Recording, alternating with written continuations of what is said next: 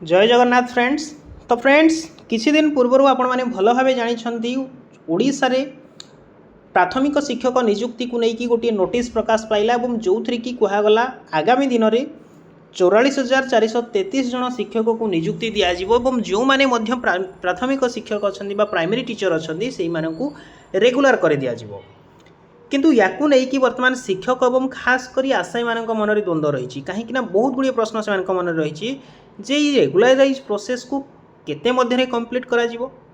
एवं ता सहित जो 44,433 जन शिक्षक पदवी नियुक्ति करा जीवो ताहा केबे पूर्ण करा जीवो कहीं से मेंशन कराई आपणकर जे 2036 भितर याकू आपणकर कंप्लीट करा जीवो। तेणु डिटेल्स रे आज वीडियो आलोचना करबा जो डाउट रही आपणमानकर से डाउट को क्लियर करने चेष्टा करी तापर जदि आपंकर किसी डाउट रोचे देन कमेंट बॉक्स रे कमेंट करेंगे तार मु निहाती भाव आपंकर उत्तर देवाई चेष्टा करी एवं जो मैंने प्रथम थर पर चैनल टी विजिट कर निहाती भाव सब्सक्राइब करनी कारण आगामी दिन में ये हेल्पफुल कंटेंट पाइपर ता सहित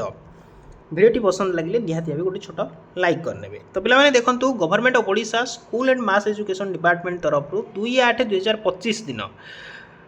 गोटे मीटिंग आपणकर डका जाइथिला एवं से कहुला कि आपणकर जो टीचर रही से रेगुलर करने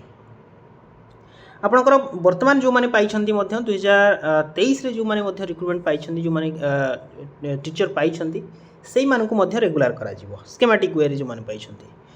किंतु यहाँ केबे पूरण करा केबे आपणकर रेगुलर प्रोसेस कंप्लीट हो कारण एठी गोटे प्रोसेस कहगला जे आपणकर जो प्रोसेस रहीटा 2036 भितर कंप्लीट करा माने कौन आपन रेगुलाराइज प्रोसेस को 2036 जाके टाणिबे कि 2036 भितर केबे भी करि पारंती कारण आहुरी आपनकर पाखापाखि रहीगला 10 ରୁ 11 वर्ष समय। प्रथम आम आलोचना करवा से रेगुलाराइज को लेकिन कहीं शिक्षक मान मध्य बहुत गुड़िए प्रश्न उठी बहुत गुड़िए द्वंद्व से मन रही। तो देखो ये कही रखापी चाहिए जो मैंने टीचर वर्तमान पाई सारी एवं रेगुलाराइज को अपेक्षा कर रेगुलर प्रोसेस 2026 शेष सुधा आपंकर कंप्लीट हो कहीं आपने भल भाव जानते 2027 आपंकर पंचायत इलेक्शन रही ता पूर्व सरकार निहाती भाव आपण खुशी खबर आने ओडिशा रे आपण भल भाव जानते समस्त विभाग आपंकर रेगुलर हो सारी केवल खास कर देखा प्राथमिक शिक्षा विभाग एपर्यंत रेगुलर हो पारिना एवं याकू करने सरकार तत्परता प्रकाश जेहेतु करपणकर 2026 शेष सुधा आपंकर रेगुलाराइज प्रोसेस कंप्लीट हो याकू नहीं आपंकर हुए तो आउ कि डाउट रही खास कर टीचर मानक एवं से जो हिसाब से रेम्युनरेशन जो हिसाब से इंक्रीमेंट जो हिसाब से रहा कथा से हिसाब से कौन भी असुविधा हेब ना। देन आसवा बर्तमान आपणकर जूनियर टीचर आशायी मानकर कहीं एठी कौन कहगला ना आपणकर 2036 भितर यहाँ कंप्लीट करा देखिपे आपंकर जो रेसीो पिला दिखाई आपंकर केते वैकेंसी रोचे ना 39,366 और 2025 शेष सुधा 5,067 हिसाब से आपंकर 44,433 जन टीचर दरकार एवं सेटा को से फेज वाइज अपॉइंटमेंट करेंगे ये क्लीयरली आपंकर मेंशन कराई phase wise appointment for this teacher in order to ensure quality of education the goal of विकसित ओडिशा 2026 यहाँ 2036 अनुसार अर्थात ओडिशा सरकार गोटे विकसित ओडिशार गोटे एम रही गोटे लक्ष्य रही ताकू नहीं से यहाँ को पूरण करने चाहते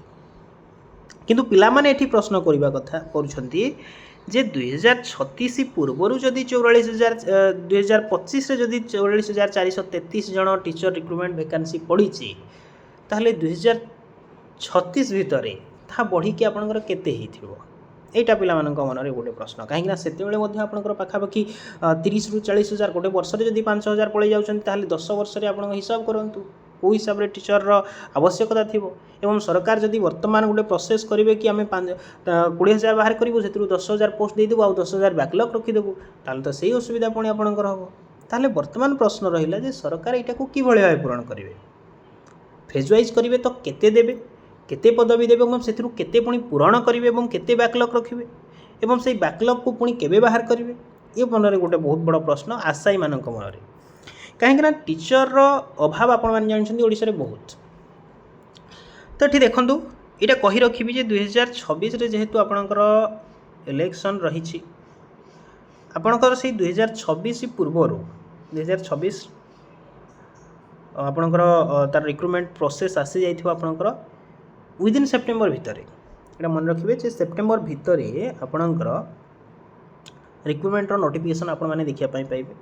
ଏବଂ କେତେ ଦେଖିବା ପାଇଁ ପାଇବେ ନା 20,000 ସମଥିଙ୍ଗ ପୋଷ୍ଟ, ସେଇ 20,000 15ରୁ 20,000 ତାଠୁ ଅଧିକା ଆଶା କରିବେନି, 15ରୁ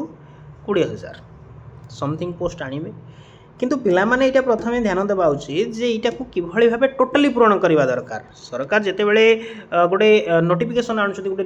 ରିଜଲ୍ୟୁସନ୍ ଆଣୁଛନ୍ତି 2023 ମସିହାର କଥା ଆପଣ ଜାଣିଛନ୍ତି। 2023ରେ କ'ଣ ହେଲା, ବର୍ତ୍ତମାନ ପର୍ଯ୍ୟନ୍ତ ଆପଣଙ୍କର 3ଟି କେସ୍ ପେଣ୍ଡିଂ ରହିଛି, ORVକୁ ନେଇକି, ଷ୍ଟେଟ୍ ଡିଷ୍ଟ୍ରିକ୍ଟକୁ ନେଇକି, ଏମିତି ସୁପ୍ରିମକୋର୍ଟକୁ ବର୍ତ୍ତମାନ ଆସିବା ଗଲାଣି ଆପଣଙ୍କର ବିଏଡ଼୍ ପିଲାମାନଙ୍କୁ ନେଇକି।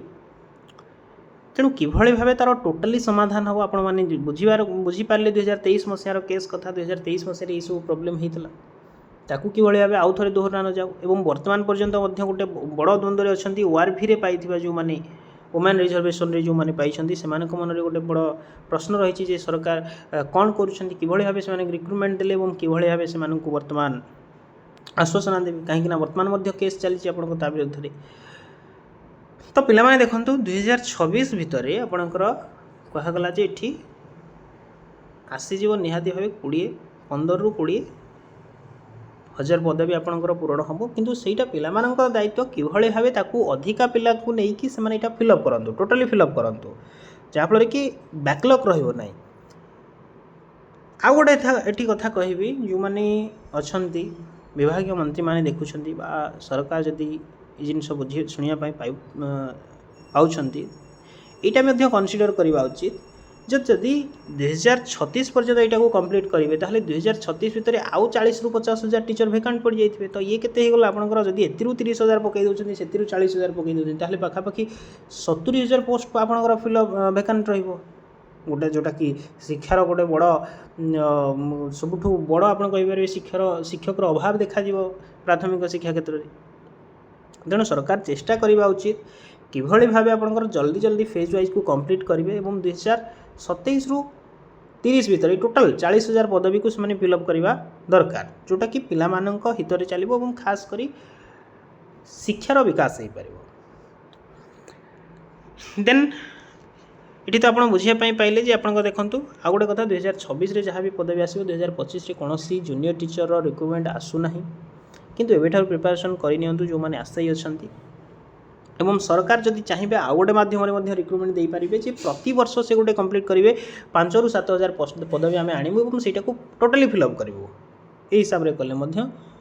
କିଛି ବର୍ଷ ଭିତରେ ଆପଣଙ୍କର ଯେଉଁ ପ୍ରାଥମିକ ଶିକ୍ଷାର ଶିକ୍ଷକ ଅଭାବ ରହିଛି ସେଇଟା ଆପଣଙ୍କର ଜଲ୍ଦି ପୂରଣ ହୋଇପାରିବ।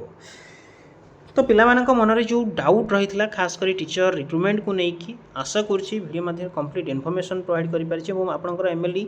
ଲାଙ୍ଗୁଏଜ୍ ଟିଚର ଏସବୁର ରିକ୍ରୁଟମେଣ୍ଟ ମଧ୍ୟ ଆସିବ, ଫେଜ୍ ୱାଇଜ୍ ଆସିବ ଯାହା ମଧ୍ୟ ରହିଛି। ତେଣୁ ବ୍ୟସ୍ତ ହେବାର ନାହିଁ। ବାକି ରହିଲା ଏଇଟା ଦେଖିବାକୁ ପଡ଼ିବ ଯେ କେବେ ପର୍ଯ୍ୟନ୍ତ କେଉଁ ହିସାବରେ ସରକାର ଏହାକୁ ଗୁରୁତ୍ୱପୂର୍ଣ୍ଣ ହିସାବରେ ନିଷ୍ପତ୍ତି ନେଉଛନ୍ତି। ଆଶା କରୁଛି ଭିଡ଼ିଓ ମାଧ୍ୟମରେ କମ୍ପ୍ଲିଟ୍ ଇନଫର୍ମେସନ୍ ପ୍ରୋଭାଇଡ଼ କରିପାରିଛି। ଯଦି ଆଉ କିଛି ଡାଉଟ୍ ରହୁଛି ଦେନ୍ ଆପଣ କମେଣ୍ଟ ବକ୍ସରେ କମେଣ୍ଟ କରିପାରିବେ, ତା'ର ଆନ୍ସର୍ ମୁଁ ଆପଣଙ୍କୁ ପ୍ରୋଭାଇଡ଼ କରିବା ପାଇଁ ଚେଷ୍ଟା କରିବି। ପୁଣି ଥରେ ଦେଖା ହେବ ଏକ ନୂଆ ଭିଡ଼ିଓରେ ନୂଆ ଟପିକ୍ ସହିତ। ସେଥି ପର୍ଯ୍ୟନ୍ତ ବିଦାୟ ଦିଅନ୍ତୁ। ନମସ୍କାର, ଜୟ ହିନ୍ଦ।